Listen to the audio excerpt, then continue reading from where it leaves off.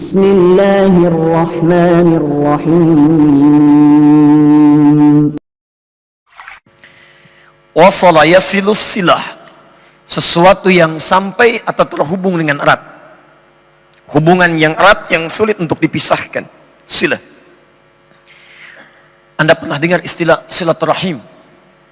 Silaturahim, hubungan kasih yang sangat erat, yang sulit untuk dilepaskan. Bukan saat kumpulnya, ini seringkali keliru ini ya. Silaturahim itu terwujud bukan saat kumpulnya, tapi saat Anda berpisah setelah momentum pertemuan itu terjadi. Kalau Anda bertemu dengan kawan-kawan, Anda menyapa, wajar karena Anda melihat orangnya, karena Anda berjumpa dengan sosoknya. Yang paling hebat itu setelah Anda berpisah, masih ada hubungan kasih antara Anda dengan kawan Anda, sehingga Anda mendoakan dia dalam kebaikan. Dalam sujud Anda doakan, dalam doa Anda sertakan. Itu yang dimaksudkan hubungan yang erat, yang sulit untuk dipisahkan. Nah, hubungan yang melatih kita supaya terhubung dengan Allah erat dan sulit dipisahkan. Bukan hanya saat Anda terhubung dalam ibadah, tapi selesai ibadah Anda masih terhubung dengan Allah. Jalan ingat Allah, makan ingat Allah, minum ingat Allah, kerja ingat Allah. Maka ibadah yang melatih kita supaya terhubung erat dengan Allah, dirubah kalimatnya menjadi salat. Dalam bahasa sering diartikan dengan doa, karena dengan doa itu terhubung erat Anda dengan Allah subhanahu wa ta'ala. Karena itulah setiap aktivitas kita seringkali dibuka dengan doa.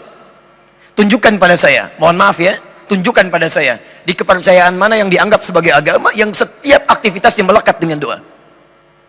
Coba lihat, kita bangun tidur ada doanya, Anda cuci tangan ada doanya, Anda makan ada doanya, Anda melepas pakaian ada doanya, pakai pakaian ada doanya, urusan ke toilet pun ada doanya, bahkan langkahnya diatur, masuk kiri keluar kanan, masuk masjid pun ada doanya, langkahnya diatur, masuk kanan keluar kiri. Tunjukkan. Dan doa itu bukan sekedar kalimat yang diucapkan, tapi itu bangunan kita, konsepsi kita antara kita dengan Allah supaya ada ikatan. Bahkan kata Nabi, lihat kalimatnya, saat Anda tidak tahu doanya pun cukup ucapkan kalimat Allah. Kullu amrin dzibalin la yubda'u fihi bi bismillahirrahmanirrahim fahuwa abtar.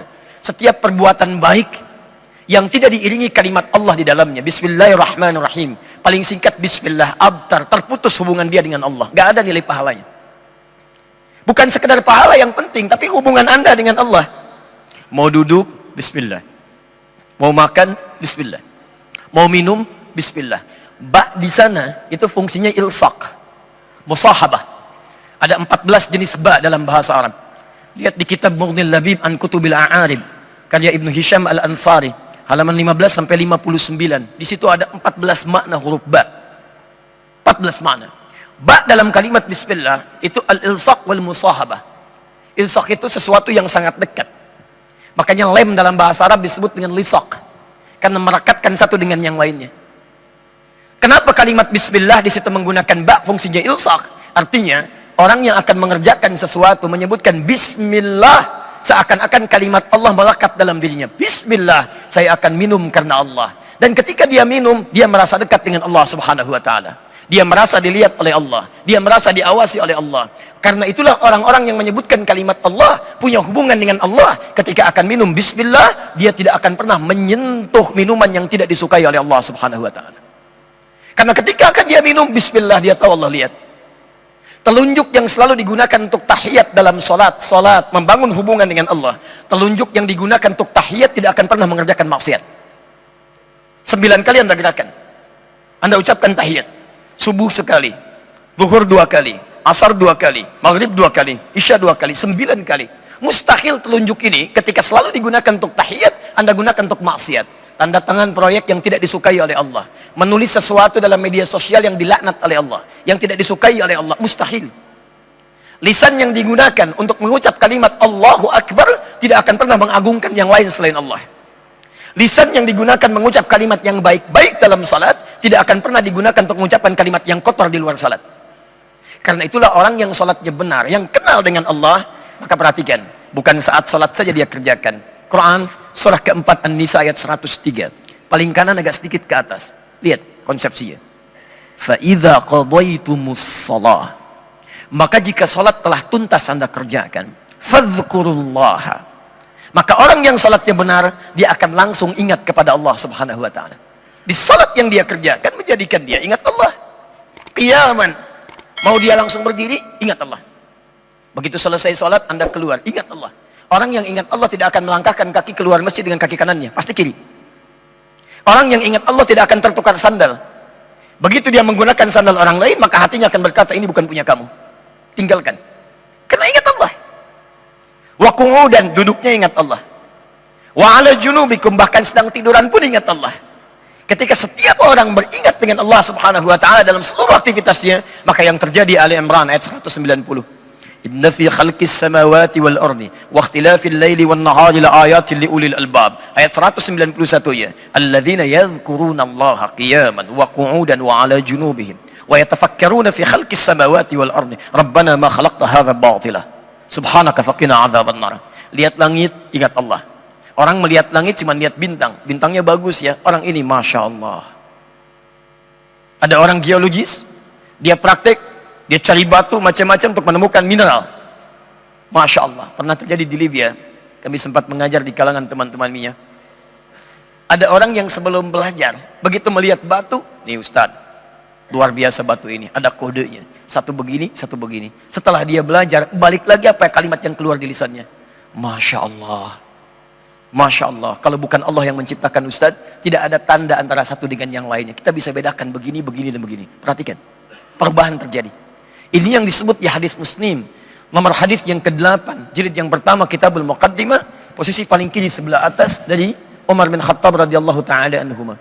Sikap ini yang dibangun dengan pendekatan kepada Allah, melahirkan konsepsi apa yang disebut dengan ihsan namanya.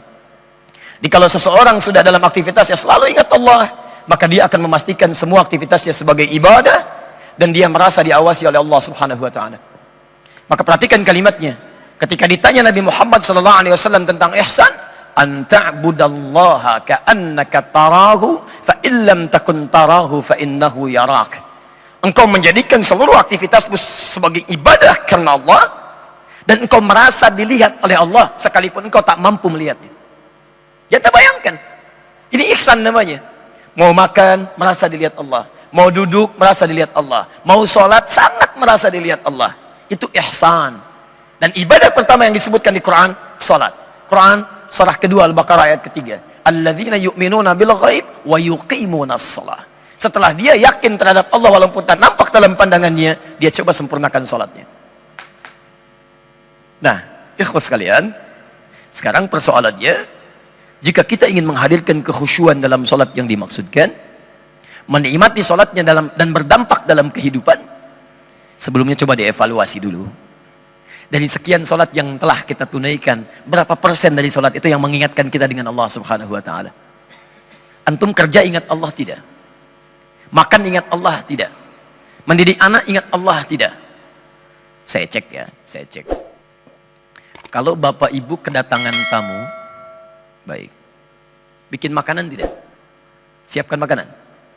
Siapkan minuman. Kenapa? Halo? Karena ada tamu.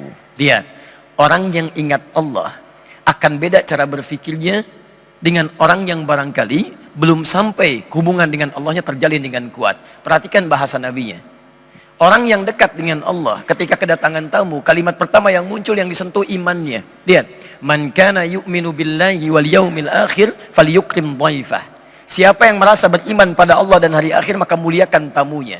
Ternyata orang ini membuat makanan, minuman memuliakan tamu, bukan tamunya mau datang, tapi karena Allah perintahkan. Ketika dia punya hubungan dengan Allah, semuanya karena Allah, lillah. Jadi ketika saya mau buat minuman bukan karena orang lain mau datang, tapi karena Allah perintahkan. Kalau Allah nggak perintahkan, belum tentu saya kerjakan. Kalau cuma bikin minuman makanan karena tamu datang, apa bedanya Anda dengan yang belum beriman? Yang belum beriman pun begitu juga. Silahkan bertamu pada non-muslim, Anda datang, dia akan siapkan minuman. Anda siapkan makanan. Lantas apa perbedaan Anda dengan yang lainnya? Yang membedakan adalah keimanan kita kepada Allah. Maka Masya Allah, saya buat minuman karena Allah perintahkan untuk itu. Maka hasilnya apa? Akan ada perbedaan. Anda kalau kerjakan segala hal untuk kepentingan manusia, dunia, bukan karena Allah, maka umumnya, maaf, seringkali hadir kecewa. Tiba-tiba sudah pesan makanan banyak, tamu nggak datang. Afwan akhi, maaf pak, saya nggak bisa datang. Ada acara mendadak. Ya, kok ya pak? Nggak apa-apa. Tapi Anda kecewa karena makanan sudah dibuat, macam-macam dan sebagainya. Tapi ketika Anda kerjakan karena Allah, yang Anda kejar bukan hasilnya. Ingat, dalam pahala itu ada dalam prosesnya, bukan hasilnya. Mau tamunya datang, mau tidak, yang penting saya kerjakan perintah Allah. Begitu tamunya katakan, maaf Pak, saya nggak bisa datang, ada acara penting. Oh baik Pak, mudah-mudahan acaranya lancar, baik dan sebagainya. Bapak tidak apa-apa Pak. Malah Allah karuniakan makanan lebih buat saya hari ini, lumayan. Masya Allah. Nikmat gitu kan, enak. Nah bagaimana kita bisa membangun hubungan itu? Kalau hubungan Anda sudah dekat, ada ikatan yang sangat kuat. Ikatan dalam bahasa Arab disebut dengan akada. Akada. Ya, karena itu dalam pernikahan dibuka dengan akad. Ya, ketika Anda mengucapkan kalimat, dibuka dengan ijab dulu. Saya nikahkan engkau, saya kawinkan, hei fulan. Dengan putri saya fulana binti fulan, dan seterusnya. Dengan mas kawin sekalian, ya sekian dibayar tunai. Maka Anda katakan saya terima nikahnya, kawinnya si fulana binti fulan, dengan mas kawin tersebut dibayar tunai. Itu kalimatnya disebut dengan akad. Kenapa disebut dengan akad? Karena dengan kalimat itu terikat kuat hubungan Anda antara Anda dengan istri Anda. Antara Anda dengan keluarga baru Anda.